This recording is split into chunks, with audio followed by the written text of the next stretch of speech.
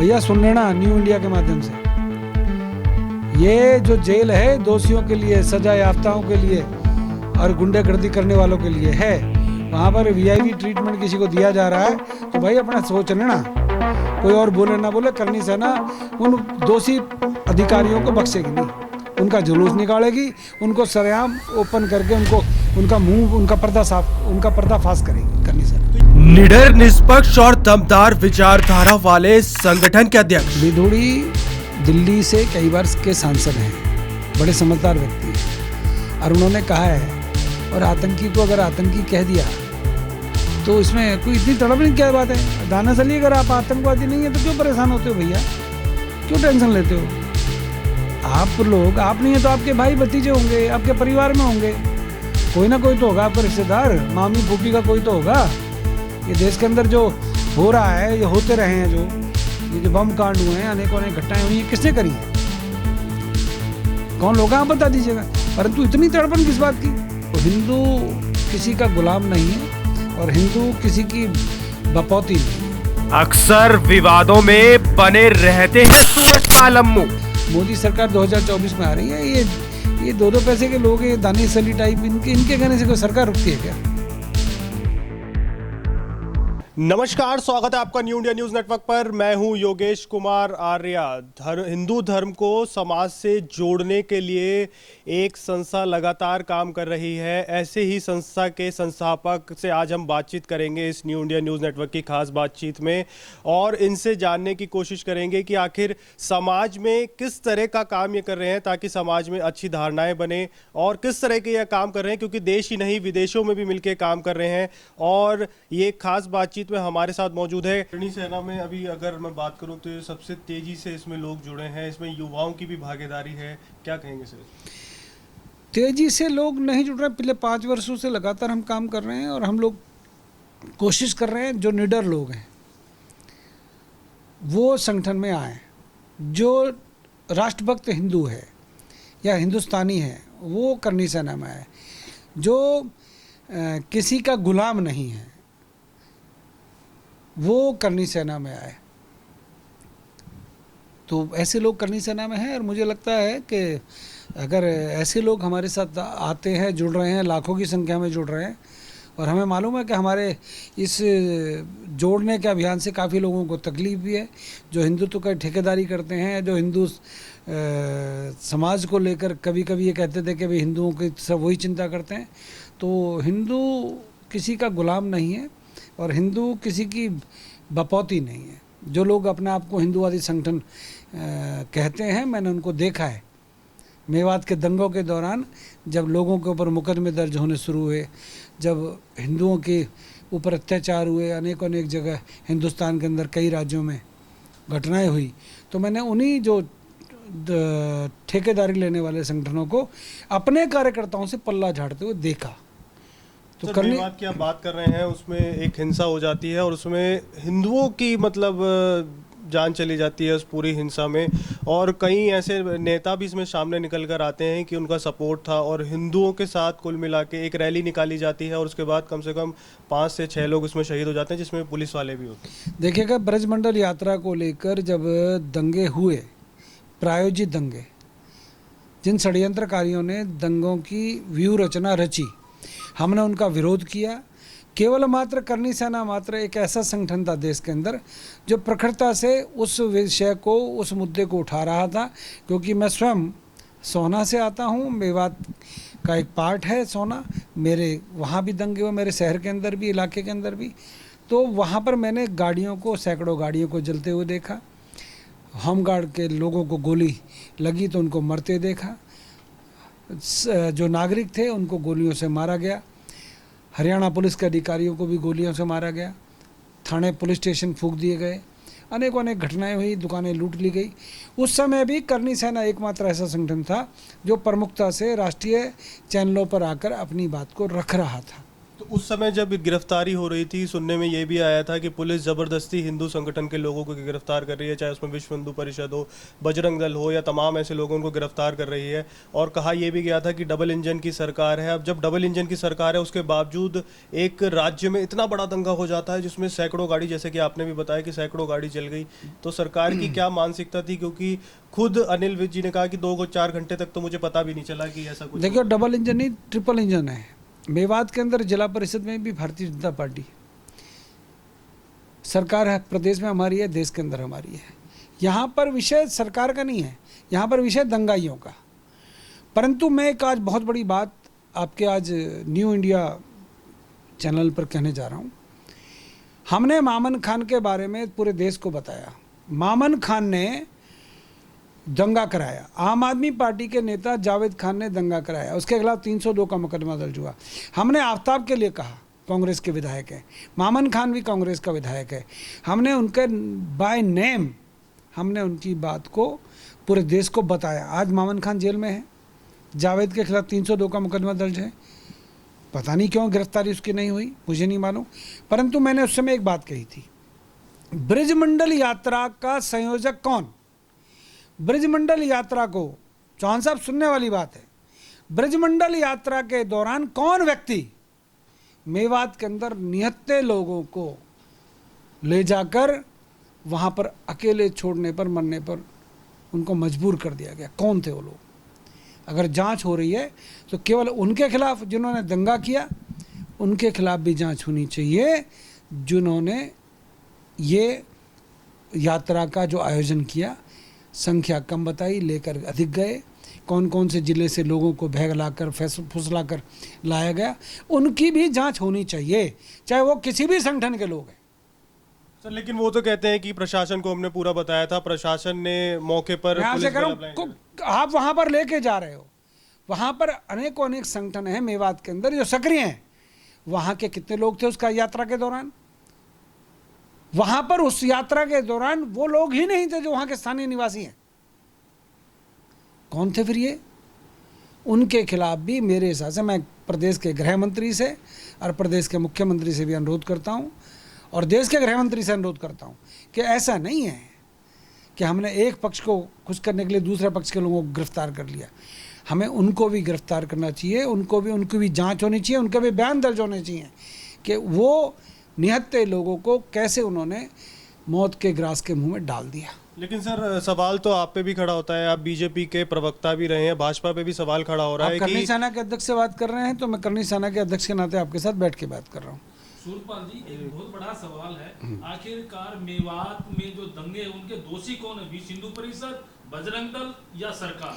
दोषी तो वो हैं जिन्होंने निहत्थे लोगों को मारा, दोषी वो है जिन्होंने लोगों की, निर्दोष लोगों की हत्या की, दोषी वो है जिन्होंने व्यापारिक प्रतिष्ठानों को जलाया, दोषी वो हैं जो आज जेल के अंदर बंद पड़े हैं, दोषी आम आदमी पार्टी के नेता हैं जिनके ऊपर 302 का मुकदमा दर्ज है, दोषी वो हैं जिन्होंने हरियाणा पुलिस के लोगों के ऊपर, इंस्पेक्टर लेवल के लोगों के ऊपर गोलियां चलाई, दोषी वो हैं जो पहाड़ियों के ऊपर चढ़कर जिन्होंने मंदिर के ऊपर गोलियां बरसाई, दोषी वो हैं जिन्होंने 1992 के अंदर गायों के गले में टायर डाल डाल कर जलाए, वो आज कांग्रेस के विधायक बनकर बैठे हैं। दोषी वो लोग हैं। मैं ब्रजमंडल यात्रा के लिए मैं किसी का विरोध नहीं करता, परंतु ब्रजमंडल यात्रा के दौरान अगर और सुरक्षा बढ़ाई जाती, सरकार को सही बात बताई जाती, तो आज वो लोग, वो युवा, चाहे मैं अभिषेक की बात करूं, चाहे मैं दीपक की बात करूं, चाहे मैं होमगार्ड के लोगों की बात करूं, उनकी हत्या नहीं होती। आप कैसे कर सकते हैं ये सब? तो कुल मिलाकर सर, सरकार पे भी तो सवाल उठना चाहिए, क्योंकि मिलिट्री, अगर मैं बताऊं तो वहां से जो सरकार कैंट ना एरिया होती, है, कैंट एरिया भी आर्य जी, सरकार नहीं होती तो वहां पर हजारों लोगों को मार दिया जाता। सरकार की सक्रियता के कारण ही वहां से हजारों लोगों को, निहत्थे हजारों लोगों को वहां से निकाला गया। मैं तो धन्यवाद करता हूं सरकार का। मैं तो धन्यवाद करता हूं कि जो नल्लड़ मंदिर के अंदर जो हजारों लोग फंसे हुए थे, उनको सकुशल बाहर निकालकर उनके घर पहुंचाया गया। वो मेवात के लोग नहीं थे, वो ब्रजमंडल यात्रा के अंदर जो लोग शामिल होकर गए वो बाहर के लोग थे। वो तो मेवात के मुस्लिम भी कह रहे थे कि ये लोग यहाँ के नहीं है, बाहर के अरे हैं। और हिंदुस्तान के सूत्रों के तो- हवाले से हमने भी ये खबर चलाई थी कि नासिर जुनैद के गांव से ये लोग आए मैं थे। आपसे कह रहा हूँ, नासिर जुनैद के काम से वो थे जिन्होंने गाड़ियां जलाई। भरतपुर डिस्ट्रिक्ट से वो लोग थे जिन्होंने आग लगाई। नासिर जुनैद के गांव से वो लोग थे जिन्होंने नासिर जुनैद का बदला लेने के लिए निहत्थे हिंदुओं की हत्या की। तो उसमें मोनू मानेसर का भी तो रोल कहीं ना कहीं बिल्कुल नहीं देखा जाए। गलत। मैं इस बात को बिल्कुल, मैं देखो, मैं एक बात जानता हूँ, मैं कभी मोनू मानेसर से मिला नहीं हूँ, परंतु मोनू मानेसर को ज़बरदस्ती वो राजस्थान पुलिस को उसको सौंप दिया, बात विषय अलग है। उनका उसकी जांच चल रही है, उसके ऊपर क्या होगा कार्रवाई राजस्थान पुलिस जाने। परंतु उसी राजस्थान पुलिस ने यहाँ के लोगों के घरों पे छापे मारे, रात को महिलाओं को पकड़ पकड़ कर, जिनके पेट में 9 महीने का बच्चा था, लात मार मार के उनके बच्चे की हत्या कर दी। उन पुलिस वालों के ऊपर, राजस्थान पुलिस के लोगों के ऊपर हत्या का मुकदमा दर्ज है। सामाजिक, सरकारी और व्यापारिक प्रतिष्ठानों को नुकसान पहुंचाने वाले कोई भी हों, वो बख्शे नहीं जाने चाहिए। हाँ, एक बात कहना चाहता हूँ, चाहे वो बिट्टू बजरंगी हो चाहे कोई और हो, उनको भी अपने जो शब्द हैं उनको सोच समझ के बोलना चाहिए। पहले तोलो फिर बोलो। हमने अपने मुंह से 2 शब्द निकाल दिए और उसका रिजल्ट मेवात की भोली भाली जनता को भुगतना पड़ा। उन निर्दोष ब्रजमंडल यात्रा के अंदर शामिल होने वाले लोगों को भुगतना पड़ा, जिनकी सैकड़ों गाड़ियां जला दी गई, उनको भुगतना पड़ा।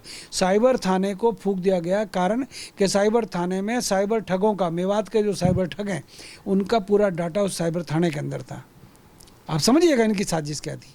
एक्चुअल में वो एक प्रायोजित षड्यंत्र था। मामन खान, उसका एक जो कांग्रेस का विधायक है, मुख्य रूप से इसमें शामिल था। हाँ, मुझे इतना पता चला है कि प्रदेश कांग्रेस के अध्यक्ष उदय भान जी, वो मामन खान को बकायदा जेल में बुक्के शुक्के देकर आए। मुझे कहीं सूत्रों से पता चला है, मुझे भी पता चला है कि मामन खान को कुछ जेल के अधिकारी वहाँ पर वीवीआईपी सुविधाएं देने के लिए कुछ कार्य कर रहे हैं। भैया सुन लेना, न्यू इंडिया के माध्यम से, ये जो जेल है दोषियों के लिए, सजा याफ्ताओं के लिए और गुंडागर्दी करने वालों के लिए है।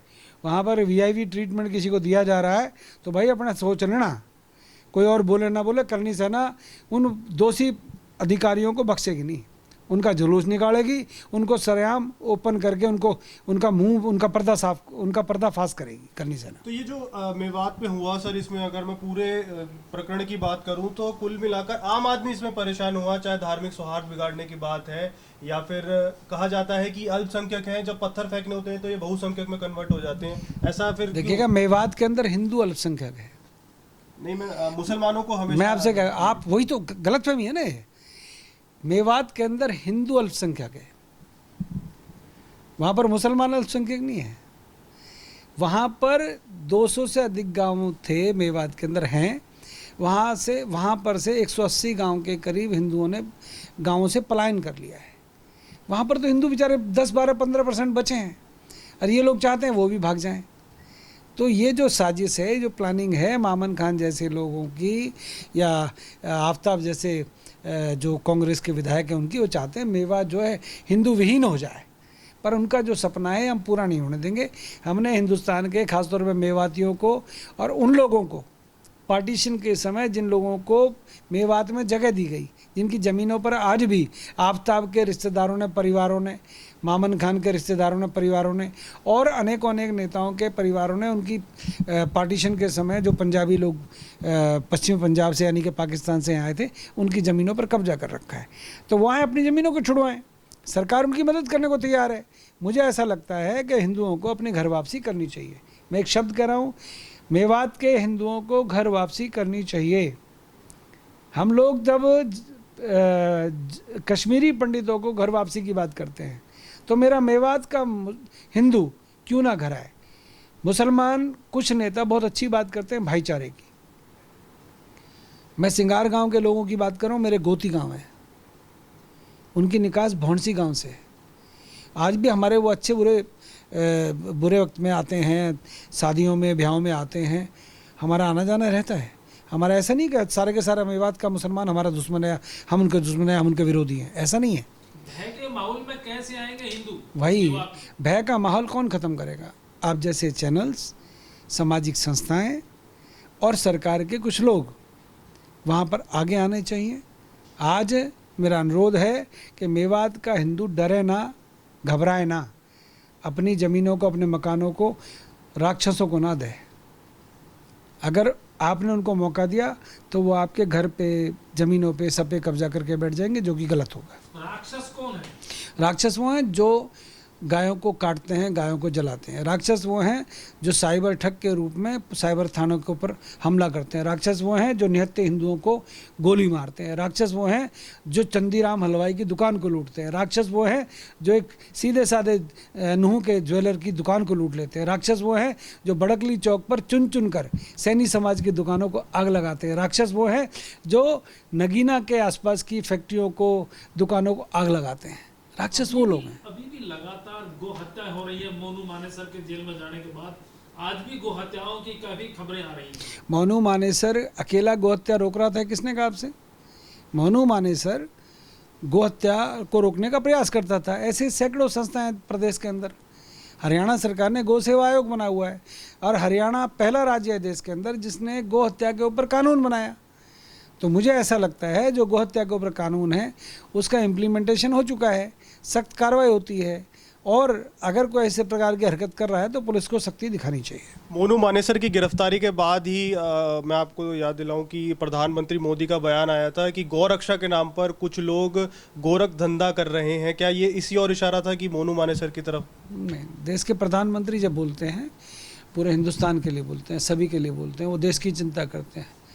वो सही कहते हैं कि गोरक्षा के नाम पर अगर कोई गलत कार्य कर रहा है और अपना निजी स्वार्थ पूरा कर रहा है, स्वार्थ हित को पूरा कर रहा है, तो उसको नहीं करना चाहिए। देश के प्रधानमंत्री किसी एक व्यक्ति को लेकर इस प्रकार की बयानबाजी नहीं करते। मुझे लगता है देश के प्रधानमंत्री का जो बयान है उसको सकारात्मक रूप में लेना चाहिए। अनेक जगह देखा गया है कि गो हत्या को रोकने के नाम पर या गो तस्करों को रोकने के नाम पर कुछ लोग गुंडागर्दी करते हैं। उनको नहीं करनी चाहिए। गो सेवा करो, गो तस्करों को पकड़वाओ, कानून के तरीके से पकड़वाओ। करनी सेना भी करती है परंतु कानून के तरीके से करती है। पाल जी, क्या आपको लगता है कि हरियाणा में कानून व्यवस्था फेल है?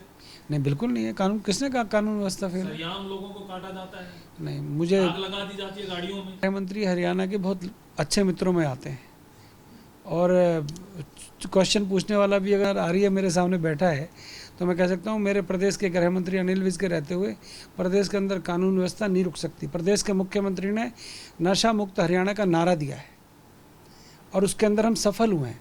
प्रदेश के गृह मंत्री और प्रदेश के मुख्यमंत्री ने मिलकर जिस प्रकार से नशा तस्करी को रोका है, आप देखिएगा सैकड़ों किलो के हिसाब से, क्विंटल्स के हिसाब से गांजा, चरस, अफीम, ये चीज़ें पकड़ी गई हैं।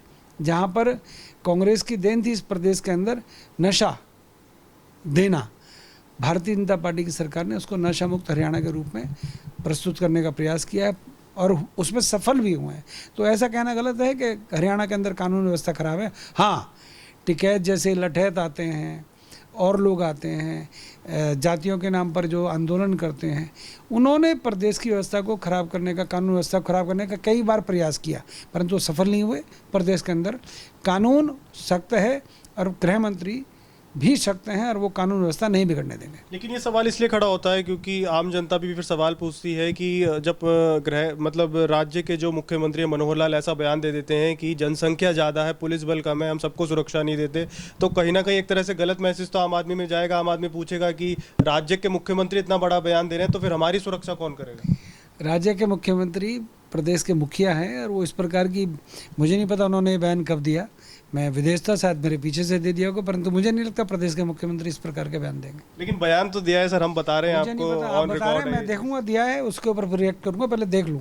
तो मुझे नहीं लगता प्रदेश के मुख्यमंत्री इस प्रकार का कोई बयान देंगे। अगर मैं बात करूं सर लोकतंत्र के मंदिर की, तो आपने भी देखा होगा लोकतंत्र के मंदिर में ऐसी अभद्र भाषा, मुझे लगता है कि लोकतंत्र के मंदिर में इतिहास में पहली बार ऐसी भाषा भाजपा के जो मंत्री हैं रमेश बिधूरी, उन्होंने जिस तरह की भाषा दानिश अलवी के लिए प्रयोग की, एक मुसलमान को डायरेक्टली टारगेट करना और लोकतंत्र के मंदिर में ऐसी भाषा का प्रयोग करना, आपको लगता है कि सर ये ठीक है? क्योंकि डायरेक्टली एक तरह से टारगेट किया गया, उनको आतंकवादी तक घोषित कर दिया गया लोकतंत्र के मंदिर। दानिश अली बहुजन समाज पार्टी से आते हैं और दानिश अली की पार्टी की जो मुखिया हैं उनकी भाषा के बारे में मुझे कम से कम आपके चैनल पर बताने की आवश्यकता नहीं है। जिस प्रकार से वो जाति सूचक शब्दों का इस्तेमाल करती हैं, जिस प्रकार की उनकी भाषा है, वो सरेआम हम राजपूतों को गालियाँ देती हैं, ब्राह्मणों को गालियाँ देती हैं, बनियों को गालियाँ देती है। और उसी पार्टी का सांसद है जो अपने आप को आज पीड़ित दिखा रहा है और वो बिदुड़ी साहब के ऊपर आरोप लगा रहा है। बिदुड़ी ने अगर कहा है तो निश्चित तौर पे राजनाथ सिंह जो उस समय सदन में मौजूद थे, उन्होंने उसके ऊपर खेद प्रकट किया है। देश का रक्षा मंत्री कह रहा है कि अगर उन्होंने ऐसा कुछ कहा है तो गलत कहा है और उसको सदन की जो उससे निकाला जाए कार्रवाई से। एक बात। दूसरा, विदुड़ी को भी भारतीय जनता पार्टी ने 15 दिन का कारण बताओ नोटिस दिया है। अब राहुल गांधी और बहुजन समाज पार्टी के नेता चाहें कि विदुड़ी को कोई फांसी लगा दो, तो भाई हम विदुड़ी को फांसी तो लगने नहीं देंगे। हाँ, विदुड़ी साहब को शब्दों को तोल मोल के बोलना चाहिए था। उन्होंने सदस्यता तो रद्द करनी चाहिए। एक तरफ राहुल गांधी की सदस्यता रद्द हो जाती है, एटलीस्ट सदस्यता तो रद्द होनी चाहिए थी, क्योंकि लोकतंत्र के मंदिर में इस तरह की भाषा का अगर प्रयोग होता। विदुड़ी दिल्ली से कई बार के सांसद हैं, बड़े समझदार व्यक्ति हैं और उन्होंने कहा है, और आतंकी को अगर आतंकी कह दिया तो इसमें कोई इतनी तड़पने की क्या बात है। दानासली अगर आप आतंकवादी नहीं है तो क्यों परेशान होते हो भैया, क्यों टेंशन लेते हो? आप लोग, आप नहीं है तो आपके भाई भतीजे होंगे, आपके परिवार में होंगे, कोई ना कोई तो होगा, आपका रिश्तेदार, मामी फूफी का कोई तो होगा।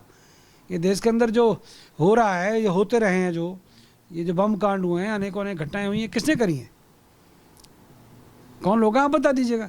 परंतु इतनी तड़पन किस बात की? देश के रक्षा मंत्री ने अपनी खेद प्रकट कर दिया है और भारतीय जनता पार्टी ने विदुड़ी साहब को नोटिस दे दिया। अब वो कहते हैं साहब उनको राजस्थान का वो उसके खिलाफ क्यों बनाया, पायलट के खिलाफ उसके ज़िले में। अब क्या डर है भाई? विदुड़ी काम कर रहे हैं, भारतीय जनता पार्टी का काम कर रहे हैं, जो एक्शन लेना होगा लेंगे। तो आप विदुड़ी जी का समर्थन कर रहे हैं और आप भी दानिश अल्वी को आतंकवादी बता रहे हैं। दानिश अली को ना तो मैं आतंकवादी बता रहा हूँ, और अगर वो आतंकी हैं तो पुलिस अपनी कार्रवाई करेगी। परंतु विदुड़ी साहब का मैं इसलिए कह रहा हूँ, विदुड़ी साहब ने जोश में आकर कोई सदन में बयान दे दिया है तो उसका मुझे लगता है खंडन कर दिया गया है और अब उनको टेंशन नहीं लेनी चाहिए। लेकिन सर, ये कुल मिला के अगर लोकतंत्र की गरिमा को देखा जाए, भारत की अखंडता को कहीं ना कहीं नुकसान तो होता है। अगर एक तरफ राहुल गांधी की सदस्यता को रद्द कर दिया जाता है, अगर उसके बराबर ही देखा जाए तो इनके ऊपर भी सदस्यता रद्द करने की कार्रवाई एटलीस्ट ये तो होना ही चाहिए। विदुड़ी साहब की सदस्यता रद्द नहीं होनी चाहिए। हाँ, असंसदीय भाषा का प्रयोग सदन के अंदर नहीं होना चाहिए, एक बात। रही बात अब राहुल गांधी से अब विदुड़ी की तुलना करोगे तो फर्क हो जाएगा। नहीं सर, मैं संसदीय कार्रवाई की बात कर रहा हूँ। संसदीय कार्रवाई से उन शब्दों को निकलवा दिया जाएगा। सदन के अंदर तो मनमोहन सरकार में क्या क्या हुआ है, किस प्रकार से बिल फाड़े गए हैं, किस प्रकार से हमारे नेताओं को गालियां दी गई हैं, हमने देखा है। तो सर, ये तो फिर डायरेक्ट बोला जाएगा कि माहौल क्रिएट करा जा रहा है 2024 का। हाँ, उनके द्वारा किया जा रहा है, भाजपा की तरफ से। विदुड़ी की ना भारतीय जनता पार्टी, मोदी सरकार दोबारा आ रही है 2024 में, उसको कोई ना रोक रहा है ना रुक पाएंगे। मोदी सरकार 2024 में आ रही है। ये दो पैसे के लोग हैं, दानिश अली टाइप, इनके कहने से कोई सरकार रुकती है क्या? इनके बोलने से कुछ फर्क नहीं पड़ता।